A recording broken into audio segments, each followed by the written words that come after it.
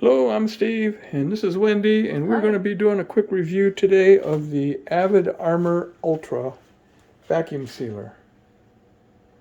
And we're going to do a quick demonstration, and we're going to discuss some of its features, why we chose this model, and some of the things that we've learned that we need to be aware of and concerned about as we use it. So, Wendy, talk to us a little bit about why you chose the Avid Armor. I chose the Avid Armor because it is a chamber vacuum sealer. That means that the air is pulled out of the chamber, not just the bag. Therefore, you can, at least in theory, you can freeze things that are liquid without freezing them first and then putting them in the vac seal. If you use a normal vac sealer, you have to freeze things first so that you don't suck liquid into the sealing mechanism. With this, you don't. Well, we're going to try it and see today, because we have some chicken and some broth that we'll want to freeze, and we want to see how it does. First things first, you have to store this either open or in a way that keeps the seal from being compressed. For a short haul, it's not going to matter, but for the long haul, you don't want this seal to be compressed, or it might lose its ability to seal properly. The seal here, right in front of the sealing bar, or the heating bar, and the seal around the edge. So you want to be careful of that. I've used the little cardboard piece that comes in the packaging. I've saved that, and I store it with that in place, and I just found something that would let me either do it this way or this way. And I just want to be careful of that seal. So I don't really know what's best, but I'm trying this for now. And honestly, I'm using this sealer often enough that I don't have to worry too much. So that's the first part. I'm going to open it, take the packaging stuff out. It is plugged in, and I'm reaching around the back to the on-off switch. And that will turn it on. And you can see that it sets for a certain number of seconds for your vacuum and a certain number of seconds for your seal. 20 is the norm. I was using 15 for some delicate things, but I'm going to go back to 20. There we go. And that should do it. And you'll see as we vacuum seal that the dial is going to go up to the pressure. And you want that pressure pulling out from this port. It's going to pull all the air out.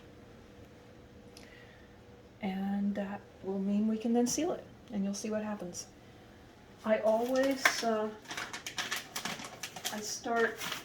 make sure that after I've sealed things, that I've written on the bag what it is, how it was prepared, how much. Where's one I can show you here? Leaning up against the... This one. Here's what I've done. This is roasted asparagus with balsamic, and I've said that. It's for one person. It's about 2 1/4 ounces, and the date is February 6th. That way when I pull things out of the freezer, I know how old they are, and I know what I can use and what ingredients were in it.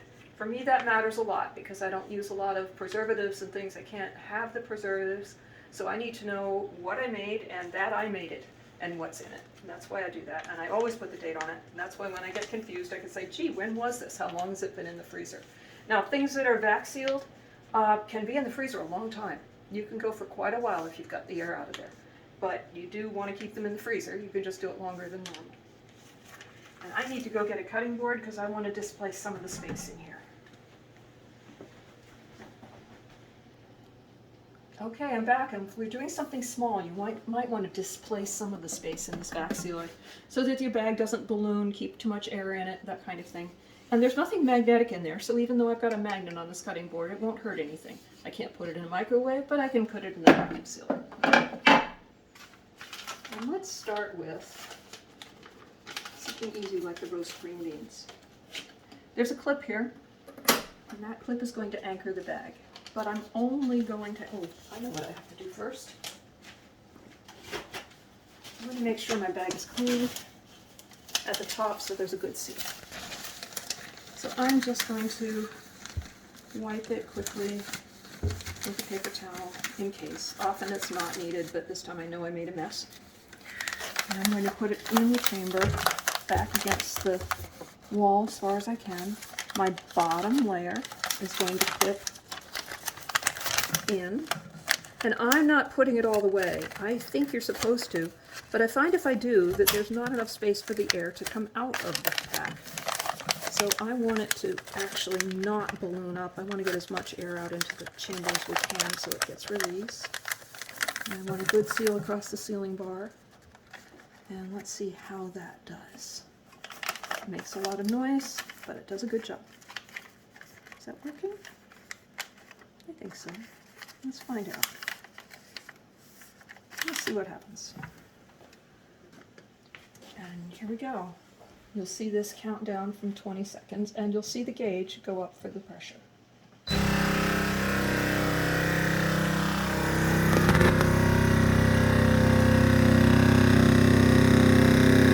Now my bag has ballooned more than I like. I really don't want that to happen, but I've tried a few times and there's not always anything I can do about it. So let's see how it does. Now it seals for 4 seconds. And then it takes another 2 before it releases pressure. There we go. Now I can open it. And it's back sealed.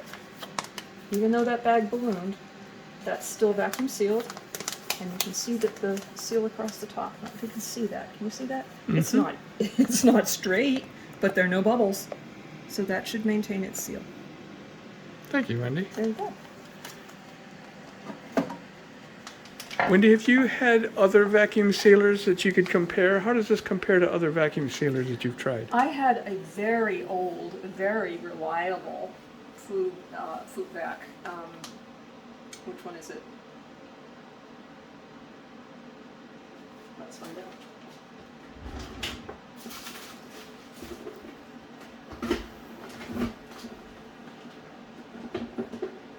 Food Saver. This is an ancient and honorable 20-plus-year-old vac sealer. And it's finally sounding a bit aged, as if it's not quite going to get through its cycle. So I'll use it for a few things, but I'm going to try to use the chamber vac and save this for when I need to. The difference is this can't seal things that are moist. You have to freeze first. You want to freeze something that is a solid. You're sucking the air out of the bag, and anything that's liquid is going to be sucked up into this chamber, which you do not want. So that's why I have the chamber vac.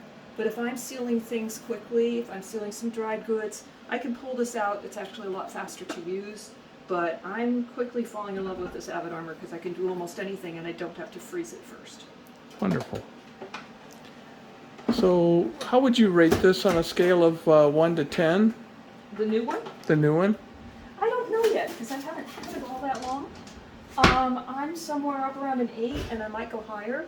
It depends on how things go over a period of time. I haven't used it for more than a few weeks. So I'll see, but I'm pretty impressed. You have to learn the idiosyncrasies of what will give you a good seal and how you can get the most air out because it gets trapped in the bag sometimes. But even then it seems to do a good seal. So I'll let you know, but I'd say somewhere around an 8 and it's probably headed toward a 10. Wonderful. I've seen you experiment with some of the different settings and you're starting to get comfortable with how to make the necessary adjustments. Any tips for... Sure.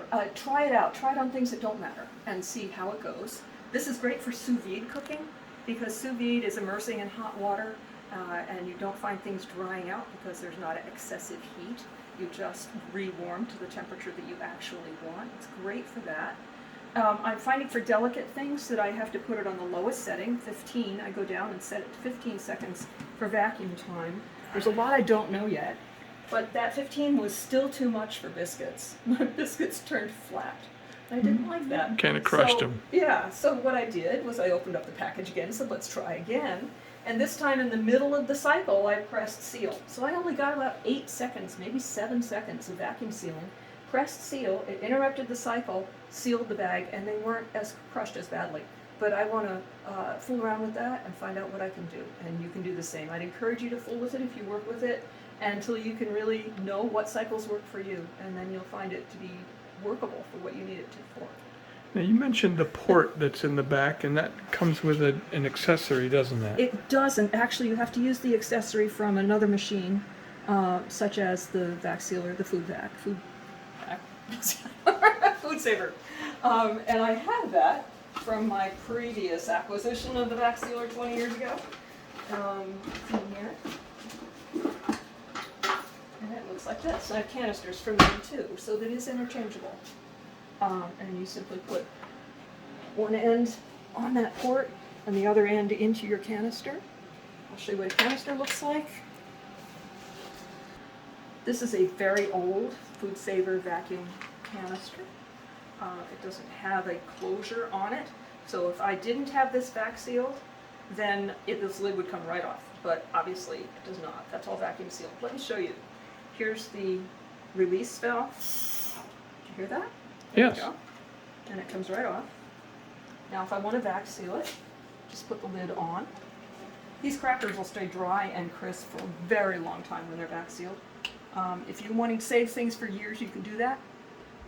As long as it's dry goods, you shouldn't have a problem. Don't try to save things that are frozen in an emergency pack without freezing. You need to freeze foods that stay cold and foods that need freezing. But crackers and things like that, you can keep for a very long time on a vac seal. I'm just going to put this on. This chamber is now open, and I'm just going to press it on vac seal, auto vac seal, and it shouldn't matter what setting it's on. It should do it. Let's see. Oh, didn't like that. Why did it not like that? Oh, I have to hold it for 2 seconds. That's what it is. Hold.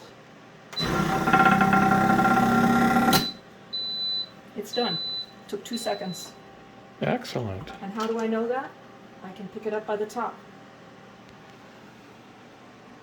Very nice. And that's going to stay in there for a good long time. As long as I want it to. Very nice. Would that also, what would the lifespan compare if you were to use the bags? I don't really know, but it's hard to seal the crackers and things in a bag without crushing them. Okay, so you'd recommend something that'll... A canister is nice. It's just easier. I'm not going to try crackers in one of the bags because I'm afraid they'd get crushed. But I would use this. Keep in mind too, one of the nice things about the chamber vac sealer is that its bags, and I have to get the rest of these done, but these bags are much cheaper than Food Saver bags, sealers that pull the air out of the bag. This does not have to have textured one side. So I can buy these much more inexpensively, and that means that over the life, even though this is more expensive, over the life of the appliance, you'll probably save money. Very good to know. Well, thank you, Wendy, for the review and giving us the tour. Thanks for your time. You're welcome.